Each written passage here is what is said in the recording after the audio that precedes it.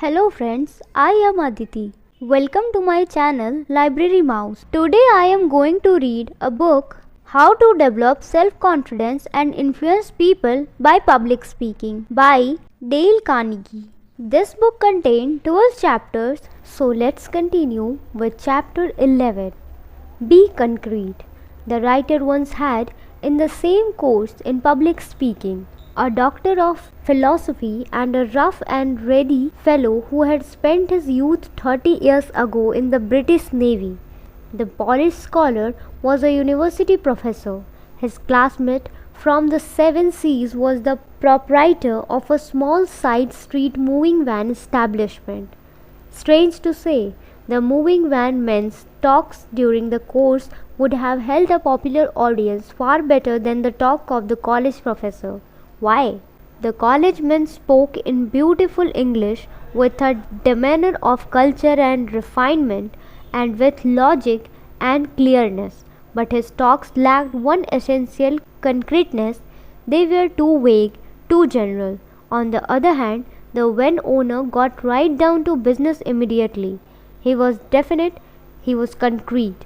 That quality, coupled with his virility and his fresh phraseology, made his talks very entertaining.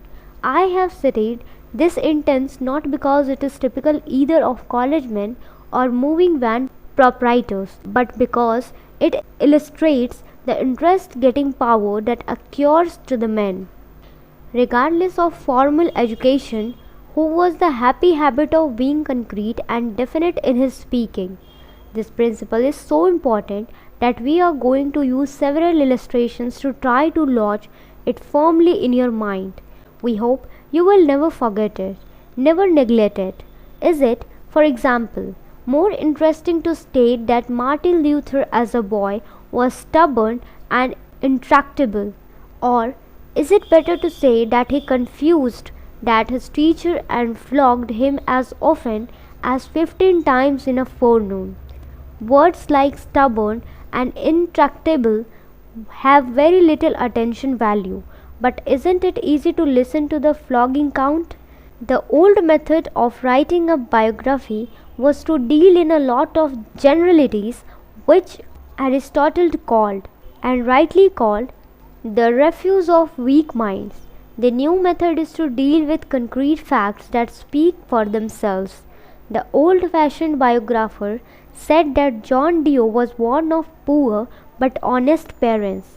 The new method would say that John Doe's father couldn't afford a pair of overshoes, so when the snow came, he had to tie gunny snacking around his shoes to keep his feet dry and warm. But in spite of his poverty, he never wanted the milk and he never traded a horse with the heavies as a sound animal.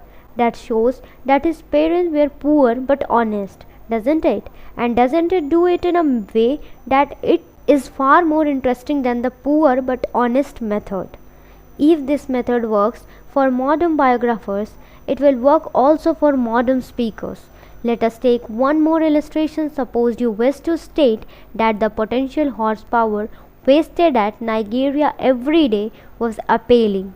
Suppose you said just that, and then added that if it were utilized and the resulting profits turned to purchasing the necessities of life, crowds could be clothed and fed. Would that be the way to make it interesting and entertaining? No. Isn't this far better? We are quoting from Edwin S. Slauson in the Daily Science News Bulletin. We are told that there are some millions of people in poverty and poorly nourished in this country. Yet, here at Nigeria is wasted the equivalent of 250,000 loaves of bread an hour. We may see with our mind's eye 6 lakh nice fresh eggs dropping over the precipice every hour and making a gigantic omelette in the whirlpool.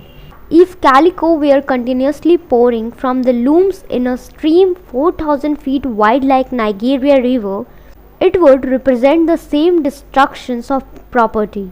If a Carnegie library were held under the spout, it would be filled with good books in an hour or two.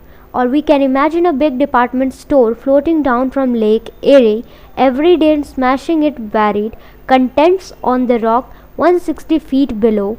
That would be an exceedingly interesting and diverting spectacle, quite as attractive to the crowd as the present, and no more expensive to maintain. Yet some people might object to that on the ground of extravagance, who now object to the utilization of the power of the falling water. Picture building words.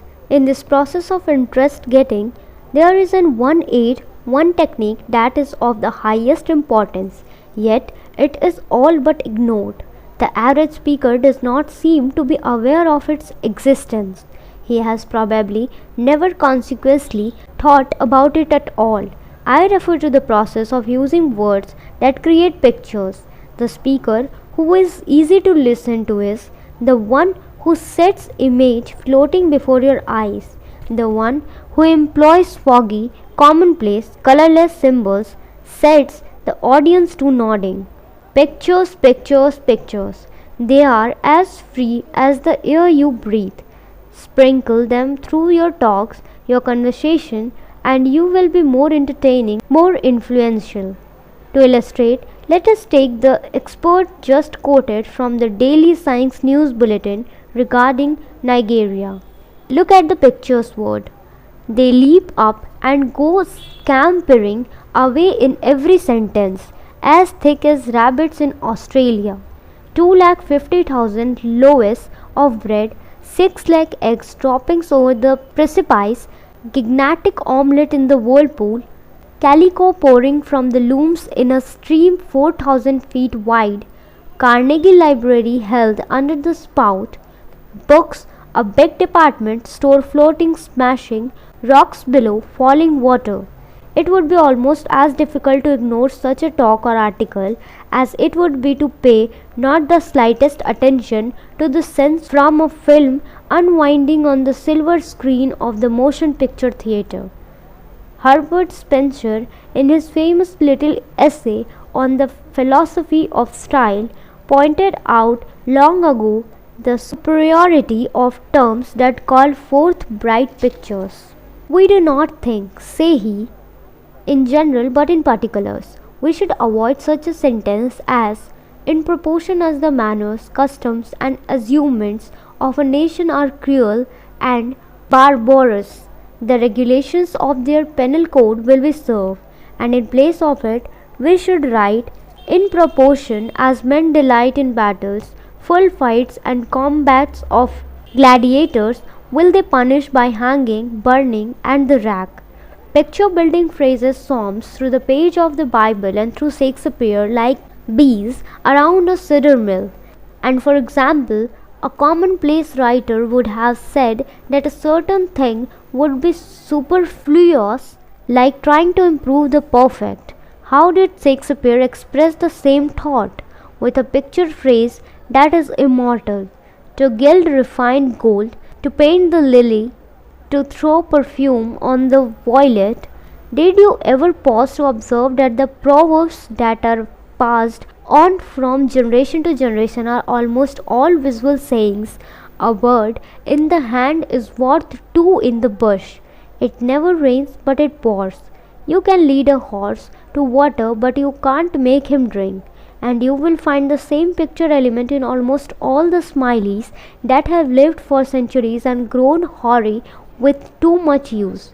Slay as a fox, dead as doornail, flat as a pancake, hard as a rock. Lincoln continually talked in visual terminology. When he became annoyed with the long, complicated red tape reports that came to his desk in the White House, he objected to them not with a colorless phraseology but with a picture phrase that it is almost impossible to forget.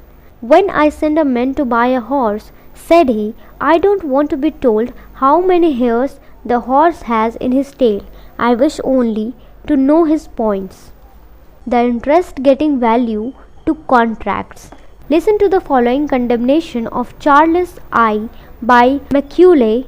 Note the Macaulay not only uses pictures but he also employs balanced sentences. Violent contrasts almost always hold our interest. Violent contrasts are the very brick and mortar of this paragraph.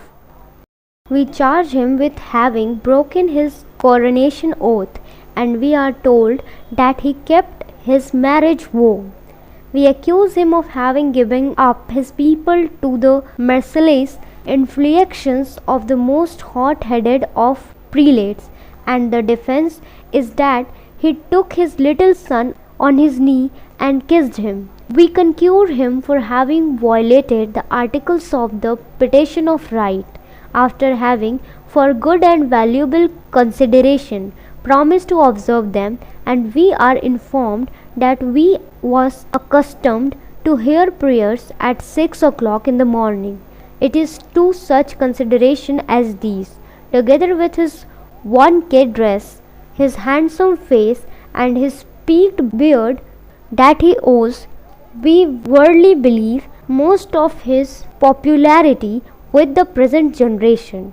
Interest is contagious. We have been discussing so far the kind of material that interests an audience.